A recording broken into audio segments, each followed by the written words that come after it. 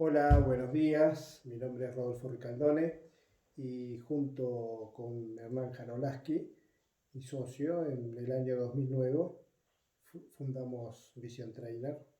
Y bueno, Vision Trainer nos dedicamos en ese momento a comercializar los anteojos estenopeicos, que son estos que están acá. Es un marco con una grilla perforada, oscura, que tiene varios orificios, no sé si lo alcanzan a ver. Y bueno, en ese momento veíamos diferentes o adquiríamos diferentes fabricantes y con el tiempo fuimos observando las fallas de fabricación y tratamos de mejorarlos y hacerlos más efectivos. Es por eso que después de un tiempo comenzamos a hacer la fabricación de esas lentillas. Los anteojos estereopeicos o reticulares o ejercitadores visuales están construidos de esa manera, con orificios, una grilla oscura, tiene que ser negra, de un material lo más opaco posible, y el espesor de la lentilla tiene que ser lo mínimo posible para poder evitar el efecto tubo. ¿Qué es el efecto tubo? El efecto tubo es cuando uno mira a través de una tubería o un caño, vamos a observar que se genera como un reflejo dentro del orificio. Entonces, como hay diferentes tipos de construcción de estos anteojos, les voy a detallar cuáles son las diferencias y en qué nos debemos fijar. Un anteojo estereopeico tiene que tener la particularidad de que en toda su superficie esté perforada. ¿Para qué? Para lograr una mejor cantidad de luz que entre hacia nuestra visión. Nosotros no solamente vemos por el centro, sino que también vemos por la periferia. Entonces hay fabricantes que solamente usan poner orificios en la zona central, que es donde uno más trabaja, y en la periferia no. ¿Por qué hacen esto? Esto lo hacen para evitar hacer más agujeros en la grilla, y porque cada agujero es un costo, o sea, tiene un costo de fabricación. Las láminas que se utilizan normalmente las hacen por inyección, entonces ya sale por inyección de plástico, de material, entonces se inyecta todo y donde hay agujeros hay un pin que hace que no se llene en ese lugar y entonces queda perforado. Pero ese tipo de construcción observamos que tenía problemas porque algunos orificios quedaban totalmente tapados o casi tapados y eso hacía interferir también en cómo uno veía. En nuestro caso lo hacemos con perforación orificio por orificio. Aquí tenemos una construcción de un tipo de anteojo que, como verán, tienes una grilla como si fuera como una red, y el formato del orificio es cuadrado. Pero ¿qué sucede? Cuando uno mira a través de un cuadrado, en las esquinas se produce como una especie de error de visión, como una refracción de la luz, en donde nos puede hacer producir alguna interferencia en cuanto a ver. Por lo tanto, entre tener orificios cuadrados y orificios redondos, es más conveniente tener orificios redondos. Por ejemplo, acá estamos viendo lo que sería un efecto tubo. Miramos a través de un orificio cilíndrico, y la luz se refleja en la pared del orificio por más oscuro que sea o opaco. Nosotros, con el desarrollo nuestro, decidimos hacer estos orificios que sean cónicos, abiertos hacia afuera, de manera tal que al abrirlo para afuera, nosotros hacemos que el espesor de este material sea lo mínimo posible, reduciendo significativamente el reflejo que se puede producir en el orificio. Entonces, eso nos da mayor ventaja en cuanto a que vamos a tener mejor luminosidad y menos reflejos para ver.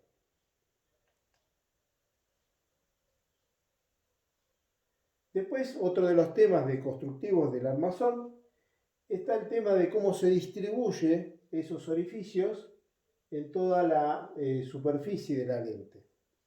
Hay, por ejemplo, lentes que no sé por qué motivo lo hacen los fabricantes, no he podido descubrir el por qué, pero, por ejemplo, acá, como verán, hay determinadas hileras de orificios que siguen como si fuera un medio circular. Entonces, cuando uno está mirando a través de un orificio, si yo quiero ver la palabra que está al lado de un texto que es lineal, puede pasarme de que yo, al usar este orificio, pase al renglón de arriba y me va a producir una interferencia al ver. O sea, voy a pasar de un renglón al otro y no voy a poder apreciar lo que estoy leyendo. Por lo tanto, este tipo de construcción no nos pareció eficiente al momento de su construcción. Por lo tanto, fuimos aprendiendo de estos errores para poder hacer un anteojo más adecuado y que se adapte a todas circunstancias. Otra de las distribuciones que hemos encontrado es una distribución cuadrática, como si fueran rombos o cuadrados. Entonces, acá, ¿qué sucede? Que la distancia, si esta es la horizontal del anteojo, esta distancia entre este agujero y este agujero es mayor que la distancia entre este agujero y este agujero. Por lo tanto, en determinadas circunstancias, me va a producir un salto hacia lo que está más cerca y también puedo cambiar de renglón y dificultarme a la hora de estar leyendo algo lineal.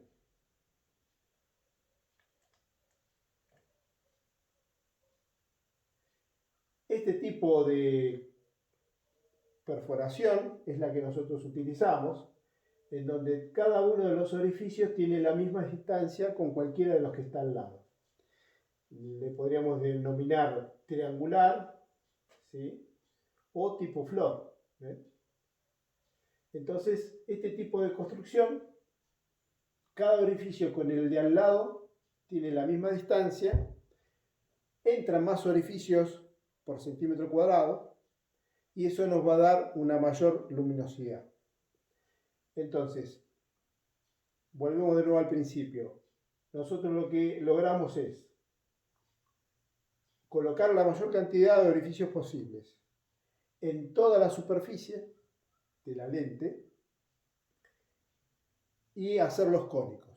A su vez, también hemos estudiado el tema de qué distancia tiene que haber entre un orificio y otro, porque la distancia es importantísima, porque por el efecto de difracción de la luz, la difracción es cuando la luz toca un borde, se desvía, ¿sí? Y entonces eso puede producir una doble imagen sobre un mismo orificio, que ahora lo vamos a ver.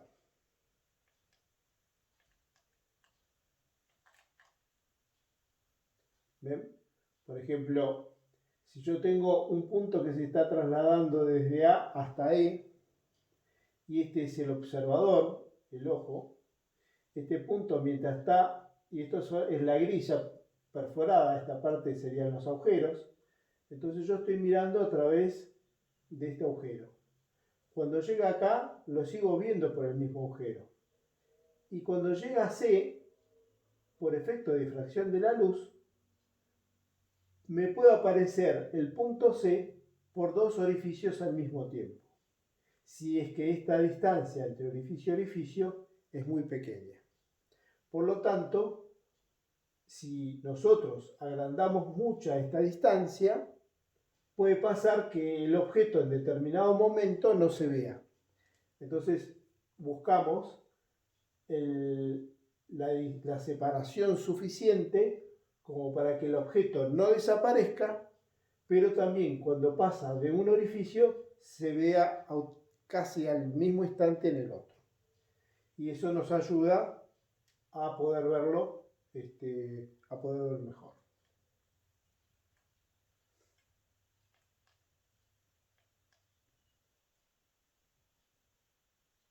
Acá tenemos algo de lo que yo les hablaba anteriormente. Este es un tipo de construcción de un anteojo donde solamente le ponen orificios, ¿no es cierto?, en la zona central, haciendo que la periferia no le entre luz. En una visión normal tiene que tener iluminación en toda la periferia, que también nos ayuda a poder ver mejor y a relajar la vista. Por lo tanto, no es conveniente usar solamente orificios en este sector. Entonces, las construcciones que nosotros hacemos es una grilla donde puedan meterse orificios, se ponen y se agrupan de tal manera que no produzca una doble imagen cuando vemos un objeto que aparezcan dos orificios al mismo tiempo, que se denominaría duplicación de imagen.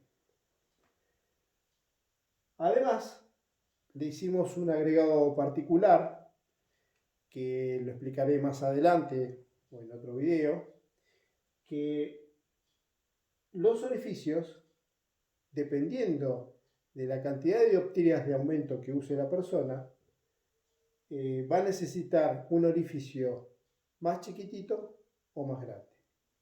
Por lo tanto, nosotros hicimos una diferenciación con respecto a eso y somos los únicos que fabricamos anteojos estenopeicos con todas esas características, con diferentes diámetros de orificio, con una lentilla bien finita. De esa manera reducimos el efecto tubo, lo reducimos aún más haciéndolos cónicos y con la distribución de orificios que entre la mayor cantidad de agujeros posibles en cada lentilla. De esa manera logramos perfeccionar este tipo de anteojos, ayudando a que la gente pueda ver mucho mejor a través de ellos. Y además le podemos decir que esta placa está hecha con material bastante opaco, el más opaco que hemos encontrado en plaza.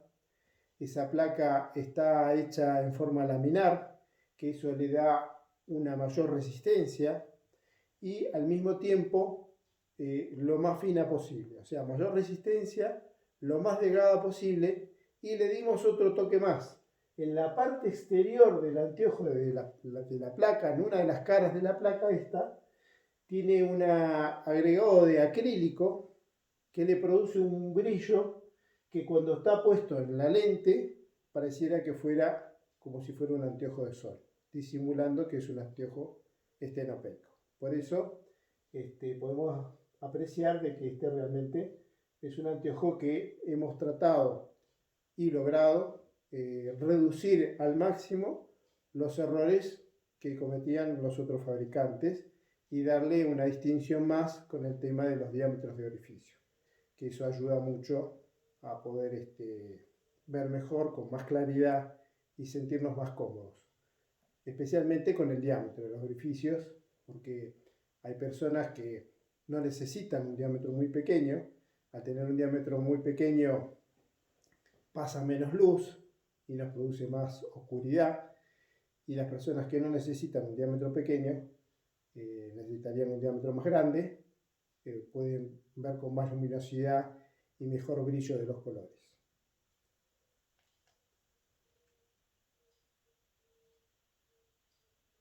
Ahora bien, como todos sabemos, cuando uno quiere reparar algo, tiene que aprender a ver cómo funciona. Entonces, si nosotros queremos recuperar nuestra visión, tenemos que aprender y tenemos que ver cómo funciona nuestro sistema visual. Este es un gráfico, un esquema de un ojo, en donde nosotros está formado por los párpados que no están dibujados aquí, que están adelante. Después viene la córnea, que es nuestra lente más poderosa o principal, que anda en el orden de unas 40 dioptrías, el equivalente a una lente de aumento. Y luego la segunda lente es esta que está acá, que se denomina cristalino. Entre estas dos lentes, esta que es fija y esta que es móvil, debemos hacer foco en la retina, específicamente en un lugar que se denomina fobia, que está acá, esta parte que hay como una depresión, eso sería la fobia. En la fobia nosotros tenemos la mayor sensibilidad a lo que es las imágenes, o sea, podemos en esa zona determinar el detalle y el color de lo que estamos observando. Entonces, la imagen, los rayos de luz pasan primero por la córnea, lo redirecciona al cristalino y el cristalino lo redirecciona a la fobia. ¿Por qué nosotros podemos enfocar de lejos y de cerca cuando lo decidimos? Que es un acto prácticamente automático y casi, yo diría, inconsciente. Bueno, porque esta lente se deforma, se hace más plana o más redonda, de acuerdo a si estamos mirando de lejos, se hace plana, y más redondita cuando estamos mirando de cerca, para hacer focos siempre que converjan todos los rayos de luz en ese punto de la fobia, que es donde nosotros vamos a poder observar la imagen. Este trabajo de acomodación, que se denomina, o de enfoque, lo realiza un músculo redondo que rodea esta lente, que se denomina músculo ciliar, y trabaja en forma automática para poder enfocar acá. Entonces, como podemos ver, toda esta distancia, ¿no es cierto?, en cada uno de nosotros es una distancia específica donde el registro que hace esta lente, ¿sí?, plana y redonda, está todo en consonancia con la forma del globo ocular. En esta área de acá está la lente inmersa en un líquido que se denomina humor acuoso, que se mantiene a una determinada presión. Es un líquido que se genera por una glándula constantemente, renovando todo este líquido, y se retira ese líquido por una vez que hizo su trabajo, por unos canales que se llaman canales Slem, al sistema sanguíneo, vuelve de nuevo al sistema sanguíneo del ojo. Como verán acá, este líquido que está acá cumple una función de mantener nutridas todas las células transparentes que tiene el ojo, que serían las células de la córnea y las células del cristalino, ¿sí? Por lo tanto, este líquido es fundamental para mantener vivas todas estas células, que, como bien saben, no es una lente de vidrio ni nada por el estilo, son células que son transparentes, que de acuerdo a su forma hacen como si fueran una lente. Por fuera de la córnea, esas células se nutren con la lágrima, ¿sí?, los lagrimales. Por lo tanto, es muy importante mantener siempre húmedo acá los lagrimales, en la córnea, por varios motivos. Primero, que las células, si uno lo mira microscópicamente, es rugosa. Entonces, ¿qué hace la lágrima? Trata de emparejar esa rugosidad, haciendo de que los rayos entren en forma más directa. A diferencia de no tener digamos, esa lágrima, la córnea sería un semejante a un vidrio esmerilado. Todos sabemos que un vidrio esmerilado se ve medio difuso. Entonces, cumple la función óptica de hacerlo más transparente a la córnea. A su vez, las lágrimas también forman parte tienen un poder bactericida, haciendo una barrera para que no entren bacterias y gérmenes. Y también tiene la función de nutrir y lavar cualquier impureza que venga en la córnea. Bien, esta parte ya la explicamos. Vamos a la parte de atrás. Toda la retina está conectada al nervio óptico que sale por acá. Y por acá, por fuera del nervio óptico, viene todo el sistema sanguíneo vascular, que es el que encargado de dar los nutrientes a todas las células que no son transparentes dentro del globo ocular. Acá hay unas pupilas. Las pupilas sería el agujero y el iris sería el elemento que se abre y se cierra, dando mayor o menor cantidad de flujo de luz a la retina. Este control es automático, por lo tanto, cuando entramos a un ambiente muy iluminado, las pupilas se cierran, y cuando entramos a un lugar oscuro, la pupila se dilata y se abre, permitiendo ingresar más cantidad de luz a la retina y mantener siempre la retina con un flujo importante de iluminación para poder ver lo mejor posible.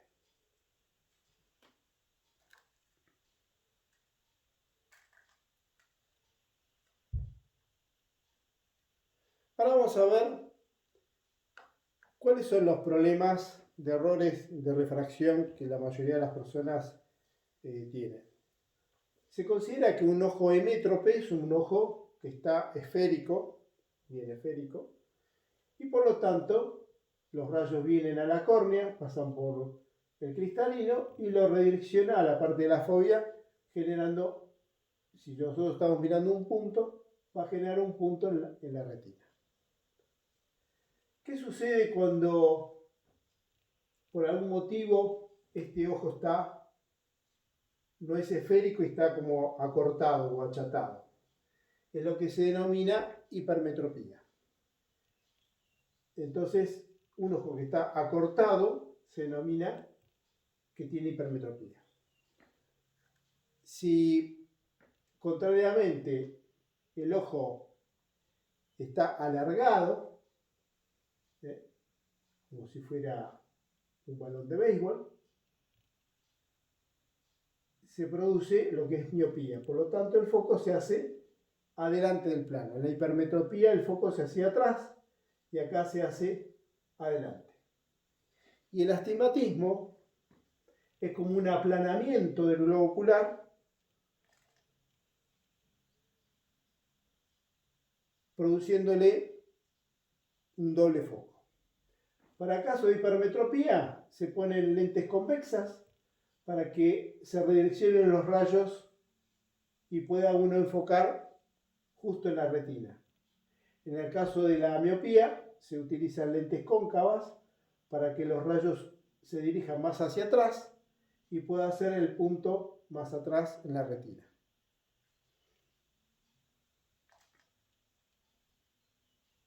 En el caso del astigmatismo, como habíamos dicho anteriormente, es un aplanamiento del globo ocular en donde en la córnea, que es nuestra lente principal, vamos a tener una doble curvatura, una curvatura para este plano y otra curvatura para este otro plano, produciéndose un doble punto focal.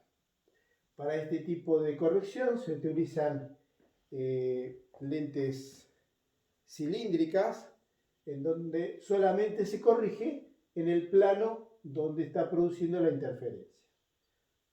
Entonces, en los otros problemas se utilizaban lentes esféricas, o sea, que el aumento es en toda su periferia. En este caso es solamente en el plano donde se produce la interferencia. Pero bueno, no siempre es la problemática de la hipermetropía y la miopía vienen siempre en forma pura. Hay veces que viene combinada con astigmatismo. Por eso hay lentes que son más específicas, en donde el oftalmólogo le pone tantos grados o tantas dioptrías de esférico y tantas dioptrías de cilíndrica en un determinado plano.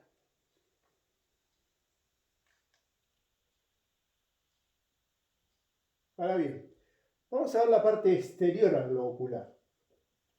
En la parte exterior del globo ocular y dentro de la cavidad ósea en donde se encuentra, está abrazado por 6 músculos que son los músculos importantes que lo redireccionan a todos lados al ojo. Y vamos a encontrar que dentro de estos 6 músculos tenemos 4 rectos y 2 oblicuos, que hace así, que son los que utilizan. Son en total 6 músculos, son bastante poderosos, potentes, y que son los que se utilizan para poder gobernar y darle movimiento al globo ocular. Fíjense cómo está constituido esto, que como el nervio óptico sale por acá atrás, que no se ve, que no está, digamos, dibujado en este caso, fíjense que pasa por entre medio de todo este ramillete de músculos y sale hacia el cerebro. ¿Qué sucede cuando nosotros decimos que tenemos miopía, hipermetropía o astigmatismo? Bueno, estos músculos que deberían estar relajados, algunos de ellos se tensan y al tensarse lo que hace es deformar este globo ocular que es esférico y por lo tanto, si por ejemplo se tensan los rectos, al ojo lo tira para atrás y como acá hay una membrana que no lo deja ir muy para atrás, fíjense que está tomado de la mitad hacia adelante los rectos, por lo tanto le van a producir un acortamiento del globo ocular y producirle lo que se denomina hipermetropía. Si en este caso se tensan los oblicuos, va a producir como si fuera un cinto que lo aprieta y produce un estiramiento del globo ocular, haciendo que se produzca una miopía. Y si ese acortamiento o estiramiento del globo ocular no se hace en su eje, puede ser que se aplaste el globo ocular en algún plano y nos produzca un astigmatismo. Y estas son las diferentes problemáticas de error de enfoque que podemos tener y que se encuentran muy a menudo en un gran porcentaje de la población. Y todo esto proviene de tensiones que si nosotros le ponemos un aumento adelante, un anteojo de aumento adelante, estamos haciendo de que estos músculos se mantengan tensos a lo largo de toda la vida y seguir produciendo ese error que estamos haciendo, y cuanto más aumento ponemos, más se tensa y es como un círculo vicioso que no termina más. Y ese es el problema, digamos, que se genera en este tipo de casos. Pero esto no viene solo, el problema solamente tensional, sino que además esas tensiones, como nosotros hemos visto acá, pueden apretar el nervio óptico que por su periferia pasa al sistema sanguíneo vascular, puede a lo largo del tiempo producir diferentes afecciones al ojo por falta de nutrientes y por supuesto una falta de oxigenación.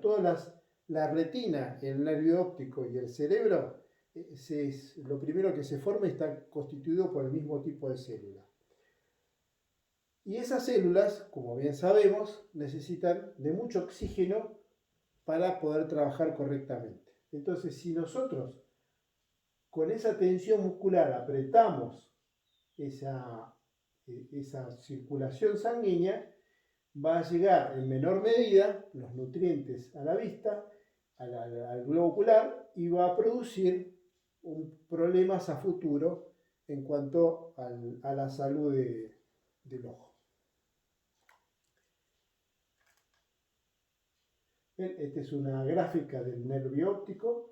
Viene el nervio por acá y viene todo por fuera del nervio el sistema vascular sanguíneo que alimenta a todo el globo ocular.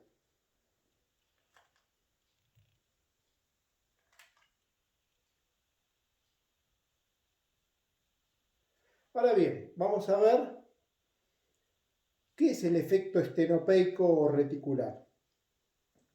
Supongamos que nosotros estamos mirando, partamos de la base que esto sería, digamos, la córnea, tenemos el cristalino, acá tenemos la retina, y se tiene que generar el enfoque en un punto determinado. En el caso de una miopía, si estamos mirando un punto, va a generarse un enfoque o un punto focal adelante de la retina y no va a producir un cono de borrosidad en la retina donde nosotros no podemos determinar qué es. En un ojo con presbicia o hipermetropía se va a producir lo mismo, pero el foco se va a hacer atrás. Y cuando nosotros ponemos o miramos a través de un orificio, ¿qué sucede? Estos rayos que van a producir ese efecto de cono de borrosidad lo estamos suprimiendo con la grilla perforada. Entonces el agujero va a dejar solamente pasar los rayos que van a incidir directos en la fóvea. Y por tal motivo, cuando nosotros miramos a través de un orificio, se nos va a aclarar bastante la visión y se nos va a disminuir ese grado de borrosidad que se nos genera en la retina. Hay un tema que no he hablado anteriormente, que es la presbicia, y la presbicia es un caso diferente a lo otro, porque esto es más que nada todo tensional y de deformación del globo ocular. Pero si volvemos atrás a la imagen que teníamos del ojo, el esquema,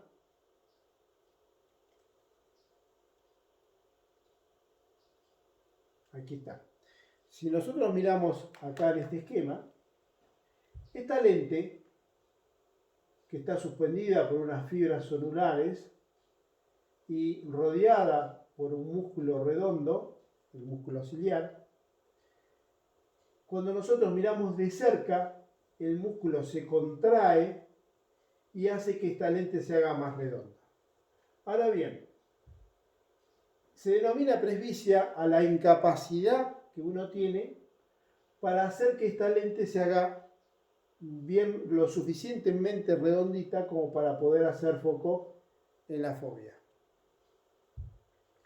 Entonces, eso se debe o se puede producir por dos motivos. O que el músculo perdió fuerza, o la lente se endureció, o ambas a la vez. Bueno, ¿qué sucede si yo le pongo una lente de aumento adelante para, digamos, poder ver cuando tengo presbicia? Estoy haciendo que este músculo trabaje menos, por lo tanto un músculo que no trabaja se debilita, y la lente también con el tiempo se va endureciendo cada vez más por falta de movimiento. Y entonces el problema, habrán notado la mayoría de los que tienen presbicia, que empieza con su primera graduación y al primer tiempo es como que incrementan notablemente el aumento, van a tener que incrementarlo porque va perdiendo fuerza este músculo y va necesitando cada vez más aumento y se hace más difícil mover esta lente. También hay que aclarar que esta lente está compuesta por multicapas celulares transparentes en donde el líquido que se encuentra dentro de esta cámara, el humor acuoso, debe ingresar dentro de esas capas para nutrir esas células transparentes. ¿Y cómo ingresa ese líquido dentro de estas capas? Por el movimiento. O sea que si esta lente tiene poco movimiento, ¿qué va a pasar? Va a ingresar menos y se van a ir desnutriendo, pudiendo producir muertes celulares, y una célula transparente que se muere se opaca y podría denominarse, o lo que se denomina, catarata. Una de las posibilidades. Por lo tanto, mantener esto en movimiento va a favor de la salud visual. Y con la lente de aumento lo que estamos haciendo es detenerla. Detener el movimiento o hacerlo cada vez menos posible. Entonces, ¿cuál sería el movimiento de esta lente? Y el movimiento de esta lente es hacer cambios de foco. Cuando yo miro de cerca, esto se hace más redondo, y cuando miro de lejos se hace más plano. Por lo tanto, es conveniente, uno de los ejercicios que recomiendan para la presbicia y para mantener la salud visual, es hacer cambios de foco. O sea, mirar cerca, mirar lejos, mirar cerca, mirar lejos. Hacer cambios de foco en diferentes estados, en diferentes movimientos. Y eso va a hacer que mantenga nuestra visión lo más sana posible. Por lo tanto, una de las recomendaciones es que hagan eso, que mantengan siempre haciendo cambios de foco. Es por eso que la gente que está, por ejemplo, mucho tiempo en una computadora o leyendo un libro, no hace ese cambio de foco y se le va entorpeciendo el sistema visual. Por lo tanto, si ustedes van a leer un libro, van a estar escribiendo en el escritorio con la computadora, es conveniente cada tanto, cada 20 minutos, 30 minutos, levanten la vista por encima de lo que están haciendo, hagan algunos cambios de foco, y de esa manera van a poder recuperar esa tonicidad muscular que tiene para enfocar, y van a recuperar y van a lubricar y van a mantener todo el sistema nutrido de las células que están aquí dentro del cristalino. Por lo tanto, es una de las recomendaciones que le puedo dar y que los va a mantener bastante bien con la visión.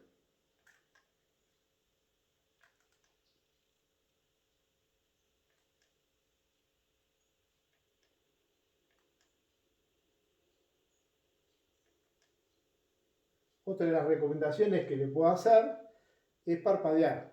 Mucha gente no parpadea, hay que hacer parpadeos. Cada 2 segundos tiene que haber un parpadeo. Eso ayuda a lubricar la parte exterior de la córnea, y también cada vez que hacemos un parpadeo, nuestro sistema de enfoque se vuelve a resetear y a volver a hacer el efecto de enfocar. Y eso ayuda mucho también a mantener la vista sana, ¿sí? No es lo mismo estar parado quieto que estar caminando. Uno se cansa más o se tensa más las piernas cuando está parado quieto, como en mi caso ahora. En cambio, si uno va caminando, se mueve, va haciendo que la sangre circule, y también de que con cada parpadeo es un mini descanso para el ojo y lo ayuda a estar siempre activo.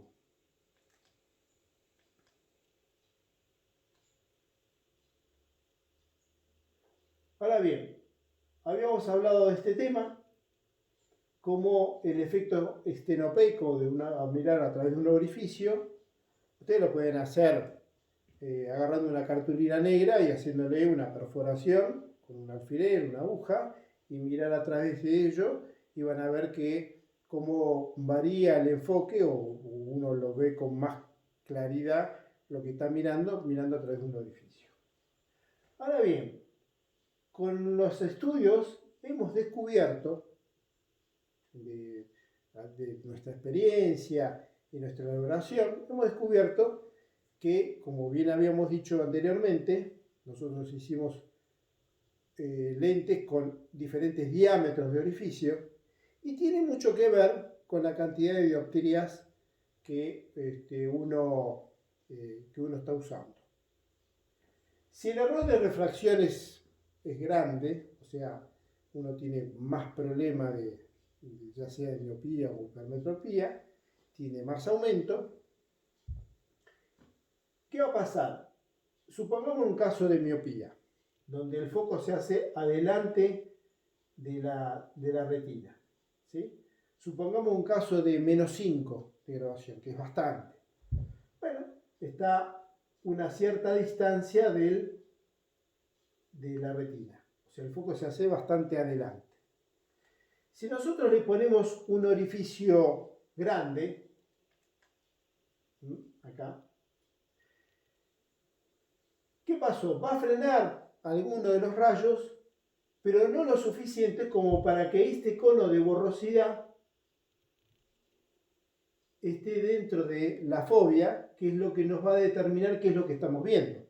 O sea que en este caso, así como está, si yo use un orificio grande, voy a ver el punto como si fuera algo borroso, porque voy a ver millones de puntitos unos al lado del otro que me va a generar como una mancha grisácea o una mancha expandida difusa.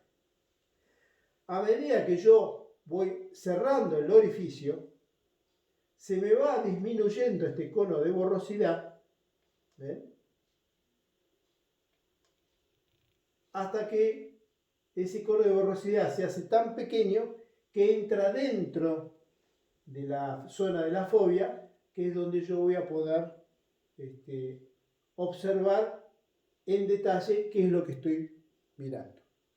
Pero claro, ustedes dirán, bueno, a todo el mundo le hacemos un orificio chiquito y todo el mundo va a ver bien.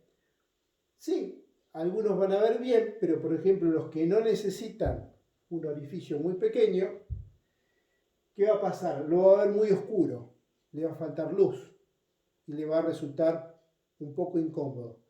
Entonces nosotros determinamos 5 tipos de orificios que más o menos abarca una gran gama de gente que con problemas, y hicimos lo siguiente. ¿Ven? Por ejemplo, en el caso de -1 dioptría con un orificio grande, el cono de borrosidad se hace lo suficientemente factible para poder enfocar en la fobia. Y así sucesivamente, a medida que vamos cerrando el orificio, nos va dando más posibilidad para las dioptrías más altas. ¿Ven?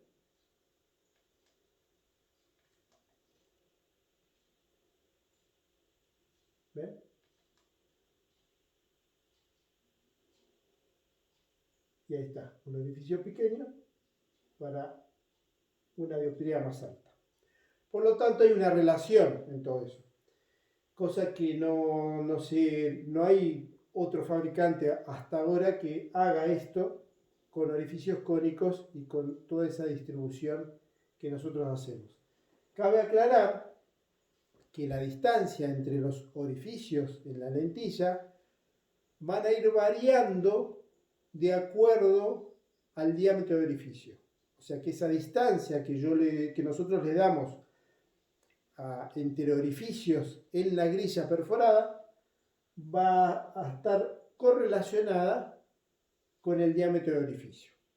De manera tal que con cada orificio yo no voy a producir una duplicación de imagen y ni tampoco perder algo de lo que yo estoy mirando porque me va a agarrar justo en la parte oscura.